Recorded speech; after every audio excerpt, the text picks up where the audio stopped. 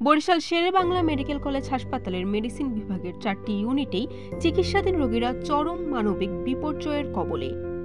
স্বাস্থ্য মন্ত্রণালয়ের ঊর্ধ্বতন কর্তৃপক্ষের নির্দেশে 2022 সালের শেষ দিকে হাসপাতালের মূল ভবন থেকে মেডিসিন ইউনিটটি পাশে নবনির্মিত প্রশাসনিক ভবন হিসেবে নির্মিত একটি 5 তলা ভবনে স্থানান্তরের পরে ইতিমধ্যে 2 দফায় অগ্নিকাণ্ডের ঘটনাও ঘটেছে। ভবনটির নকশা ও নির্মাণ পরিকল্পনাকে বাদ দিয়ে সেখানে মেডিসিন ওয়ার্ডের 4টি ইউনিট ছাড়াও একটি বিশেষায়িত মেডিসিন ইউনিট স্থানান্তরের ফলে গত প্রায় 3 বছর ধরে রোগী ও স্বজনদের চরম ভোগান্তি এখন সব বর্ণনার বাইরে। এমনকি ভবনটির নিচতলা থেকে 5ম তলা পর্যন্ত বেডের চেয়ে মেঝেতেই রোগী পড়ে আছে বেশি। মেডিসিন ওয়ার্ডে অনুমোদিত বেড সংখ্যা মাত্র 250 হলেও সেখানে প্রতিনিয়ত রোগী থাকছেন 700 থেকে 800 পর্যন্ত। এমনকি পুরো ভবনটিতে আলো বাতাস চলাচলের ব্যবস্থা অপ্রতুল।